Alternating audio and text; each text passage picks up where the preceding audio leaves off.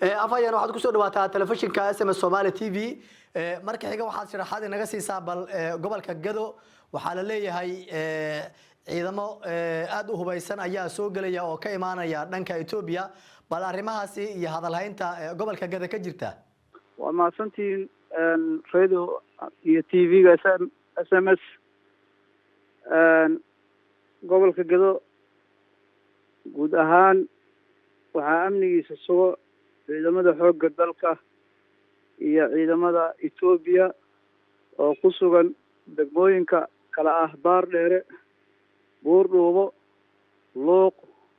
Garbaharey deegaanka Yurkud iyo Doolow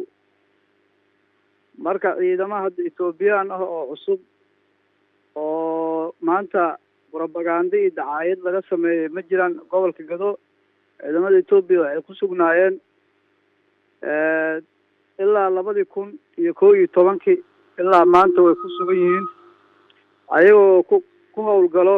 magaca ATMIS iyo non ATMIS marka waxaa jira waayadan dambe in ay dardar sameeyeen kooxaha argagixisada al-shabaab iyo kooxo kale canaasiira ay isgarabsanayaan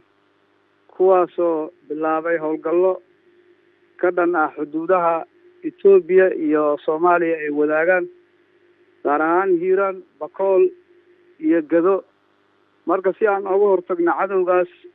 oo isku urursanayo saldhigyo waaweyn oo ku yaala gobolka Gado sida Ceel Cabda oo ciidamo badan ay keeneen iyo kaamka weyn ee Kabis halka ay joogaan ajaanibtooda iyo saraakiishooda sarsare ee gobolka Gado maadaama ay jiraan caqabadahaas xuduudihiina ay halis soo wajahday gaar ahaan xadka Ethiopia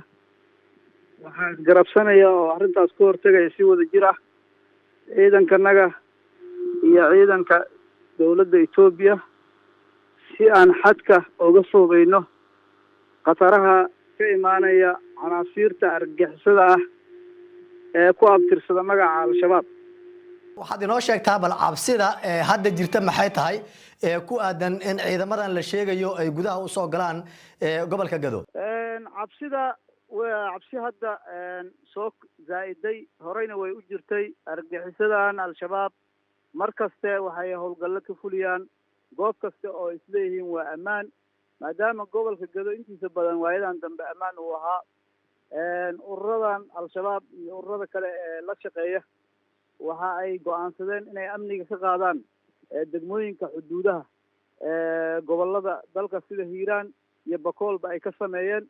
marka biyo intay soo gaarin ayaa la iska moosaa annagu waxa ku dhacay Hiiraan iyo Bakool waa wax annagana nagu soo socdo sidaa awgeed waxaan sameynaynaa ka hortag mana ahan khatartu mid keliya ku dhacaysa xadka Soomaaliya keliya ee dhanka kale ee xadka Ethiopia dowlad deegaaneedka Soomaalida gaar ahaan khatartaas way gaaraysaa marka taas ayaan iska garabsanaynaa ciidamadan Ethiopiaanka ah oo ah ciidan ku sugan marka horeba gobolka Gado oo degmooyinkiisa inta badan joogo oo sidaan kuu sheegay ku sugan Baardheere oo cirif jirto xadda leh gobolada Baay iyo gobolka Jubbada Dhexe iyo gobolka Mataqa iyo degmada Buurdhuubo iyo degmada Garbaharey oo xarunta gobolka ah iyo Luuq iyo deegaanka Yurkud maadaama intaas hore ugu sugnaayeen gobolada kale oo dalka ay joogaan ciidamadan waa ciidamo xoojin ah oo annaga xadka joogna ciidamadannada iyo ayaga iska garabsanayaan kana hortagayaan khatarta ka imaanaysa cadowga al-shabaab iyo ururada kale ee canaasiirta ah ee gabaadka ka dhiganaya meelaha ay joogaan kuwaasoo doonaya inay amniga ka qaadaan dalkan isla markaasna doonaya inay xadka ka gudbaan khatarna ka geystaan gudaha Ethiopia annagana ay naga dhigtaan marin isla markaasna ay rabaan inay gooyaan buundada Doolow taas ayaan ka wada hortagaynaa ciidanka marka waa ciidan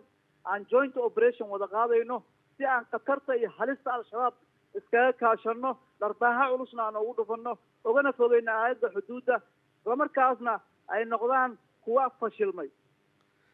ma waxaa laga cabsi qabaa marka ama laga baqayaa in ciidamadan dhanka Gado ay ka gudbaan oo Ethiopia ay galaan sida hore u dhacdaba khatartu way jirtaa waxa weeye waxaan qabanay kuwa sahan ah oo ayaga ka socdo oo u sahminaya xuduudaha oo gacanta aan ku haynaa waxaa jiro inaan xogo badan hayno waxay keeneen ciidan aad u lixaad leh oo fara badan deegaanka ama degmada ceelcadda waxaa kaloo jiro in kadis meel la yidhaahdo oo dhufays weyn u ah oo ah meel foresti ah oo gol ah ay ciidan xoog la keeneen oo ajaanib ay ku jirto marka maadaama xogo rasmi aan hayno inta aysan soo gaarin khatartooda maadaama xadadka kale ay ka gudbeen gobolada dalka xadkanaga ayaan rabnaa inaan ilaashano gobolka Gado islamarkaasna khatar aysan gaarin shacabka iyo dadka masaakiinta ee abaarta ay saameysay aysanna dhicin in aan noqono marin halaq mareen ah oo argagixisada ay u gudubto dalalka dariska